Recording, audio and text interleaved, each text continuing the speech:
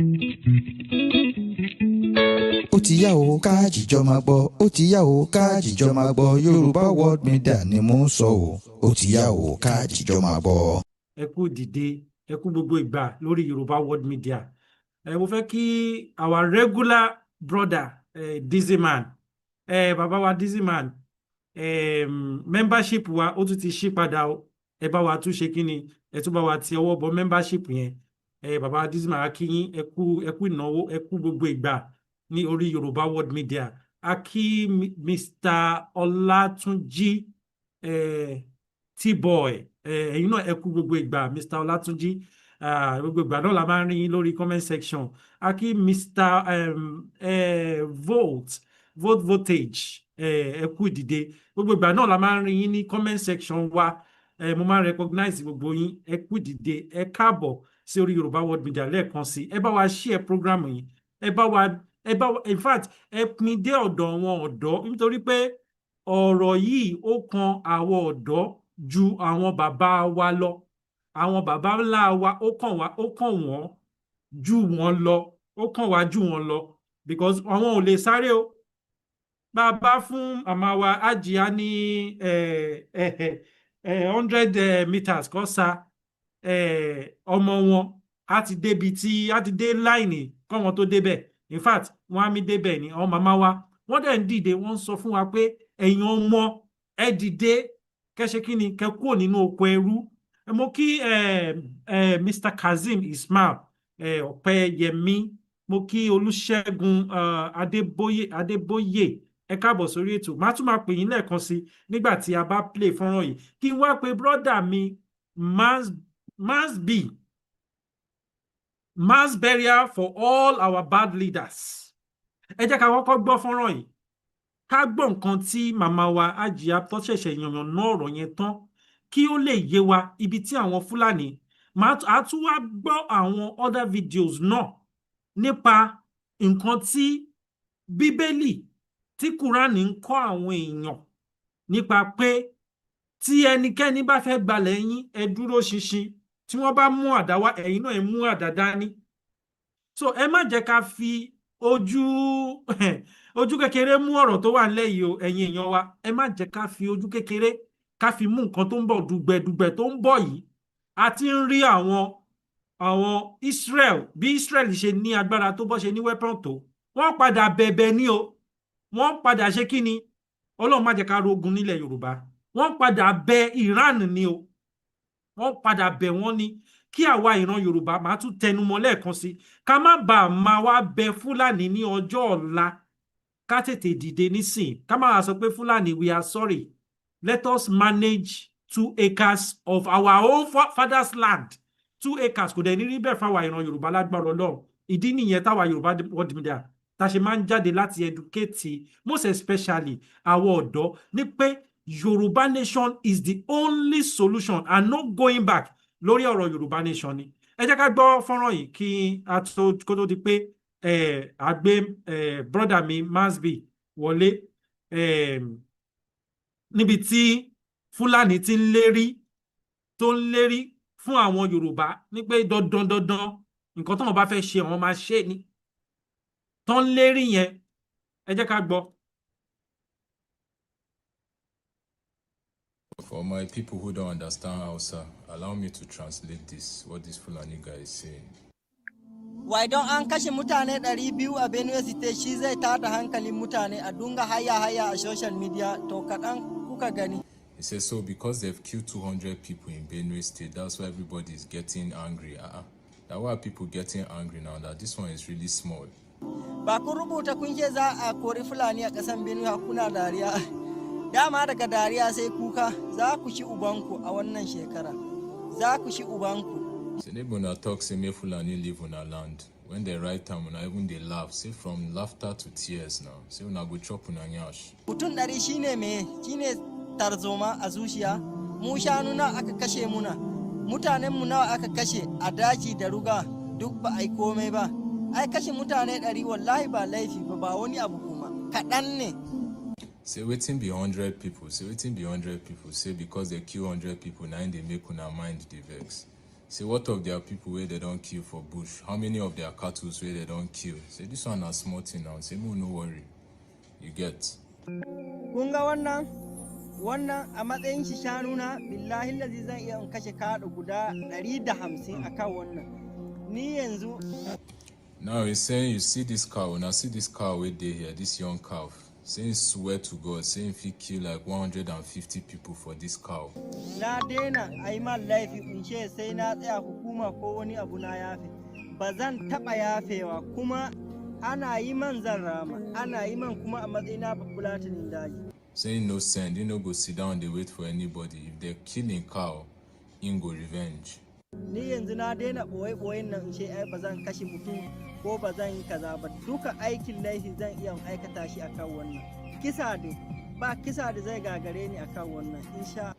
Say no go they pretend again. The reason say no go tell you now the truth. Say him if he kill 150 people for this one and nothing. Say if na do him go revenge because na so he did for them normally.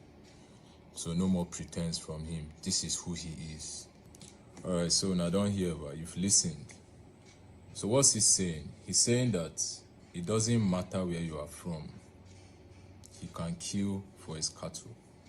And that cattle's life is more important than human life. Just understand something.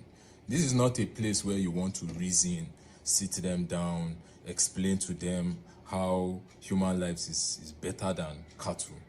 This is how it is for them. And so my advice for you is this. As a Nigerian, whether you call yourself Nigerian or not, you need to protect yourself, most especially all the men in this country. You need to be able to protect your families. May nobody catch you by surprise. You cannot go down shouting Jesus, my God, or begging for your life. You have to be ready. There's no law that prevents you from protecting yourself. Exactly. Do you understand? That's in right. This life, as person no bring you come this life, you supposed go out on your own terms. Nobody's supposed to come and just take your life from you like that. You understand? All the people, normally, we think we are in a normal society, but the law is not on our side. The law is not on the side of the masses. That's the it. law is put to protect politicians and protect people who have money and in power. These guys are being protected, they are influenced, they are armed. They are provided with arms and weapons. You are not provided with anything. Find your way. You are a sovereign being. You have right over this earth like any other person. They too have right over this earth like any other person. But there must be an understanding. If person they reason like this, you're supposed to understand. And I'm sending this message to all the politicians in our state. Most of you that have cattle, you hear what they are saying. That human life is less than the cattle. You keep keeping those cattle in our state. It's a reminder to the people of Benue that you have something, an animal that is above them. And it's unacceptable. It is advisable that you guys sell all those cattle. Make we know say cattle no day, cow no day inside Benue State. We must start using that collective action. If not, you are an enemy to your brethren. You are an enemy to your kin. Because person they talk say cattle they are above human life, and you are rearing cattle in the same state where people have come to kill because they are saying that our kinsmen killed their cattle, and so life must be lost. And somebody is saying that for a calf, 150 human lives with potentials to change the surface of this earth, would you understand? We'll be killed. And we are on a battlefield here. Just know we are at a point in time. How do people pass all the way and come and attack you in your place? It's because you've been giving them space. You've been giving. Ẹ jẹ́ ká pause fídíò yìí ká lọ sí studio padà. Brother mi Masbi, is it not an insult? Is it not an insult fún ìran Yorùbá kí Fúlàní àwọn àtọ̀run rìn wá kó wá sọ kó ní ìgboyà kó gbé kámẹ́rà kó gbé fóònù síwájú ẹ̀ kó dẹ̀ máa sọ lẹ́nu kí ọ̀rọ̀ burúkú máa jáde lẹ́nu ẹ̀ pé màálù ẹyọ kan is equivalent to 150 people. Èló gan ni wọ́n ta màálù. Ẹ wá wo iye tí wọ́n ta màálù yẹn kẹ́ wá divide the amount of that màálù sí láìfù odindi èèyàn kan ká wá sọ pé 150 people equivalent. One màálù is equivalent to one màálù. Is it not an insult, brother mi Masbi? Ẹ gbóhùn sókè. Unmute rẹ, ṣó ń gbọ́ mi, Masbi? Ẹ kálẹ́ ogolé o. Ṣé ẹ gbọ́ bẹ́ẹ̀ ni Salami? À ń gbọ́ ẹ dáadáa, loud and clear. Tí gbogbo Yorùbá ló gbọ́ mi báyìí. Gbogbo Yorùbá ń gbọ́ ẹ. Táwa bá ti ń gbọ́ ẹ, gbogbo Yorùbá ń gbọ́ ẹ. Gbóhùn sókè. Kò jáde síta àgọ́ tí mò ń sọ náà nìyẹn. Kí ni kò jáde síta? Ṣé Ohun mi ò jáde síta. Okay, good. Ó ti jáde. Ẹ kálẹ́ gbogbo ẹ̀yin ìyá àti bàbá wa nílé lóko lájò lẹ́yìn òdì ní gbogbo ibikíbi tí Ọlọ́run bá ti fún yín lórí ọ̀fẹ́ láti máa gbé ìní ọmọ yín Williams Olúwatósìn ọmọ Ògúnbíyì tí gbogbo yín mọ̀ sí Masbi TV. Ọ̀rọ̀ mi ò ní pọ̀ lálẹ́ yìí and ọ̀rọ̀ tèmi lè yàtọ̀ díẹ̀ torí pé kò ní dá kí gbogbo wa kọ́kọ́ máa sọ̀kọ̀ ẹyọ kan now èmi máa kọ́kọ́ ránṣẹ́ sí bàbá Tinubu kó tó di pé màá ránṣẹ́ sáwa ara wa. Lálákọ̀ọ́kọ́ mo fẹ́ jẹ́ kí bàbá Tinubu mọ̀ pé àwọn fún ara wọn ò nígbàgbọ́ nínú wa Nàìjíríà. Mo fẹ́ káwọn fún ara wọn kí wọ́n rántí wípé activist tó gbóná ni wọ́n. Mo dẹ̀ fẹ́ jẹ́ kí wọ́n rántí wípé nísìnyí kò sí ẹ̀yà míì tí ìyà ń jẹ, tí ìyà ìjọba tó ń ṣe lọ́wọ́ yìí tó ń jẹ jù tó ju Yorùbá lọ. Tó bá sọ pé ìyà ń jẹyàn kò ṣe pé bí ń pààyàn nìkan. Ẹ wo àdúrà àwọn èèyàn tí wọ́n ti kú nílẹ̀ Yorùbá. Àárín ọdún méjì tẹ́ lò yìí more than 15,000 people ti kú. Ṣèbá àwọn tí wọ́n rí nìyẹn, àwọn tí wọ́n lè ṣe statistic wọn nìyẹn náà.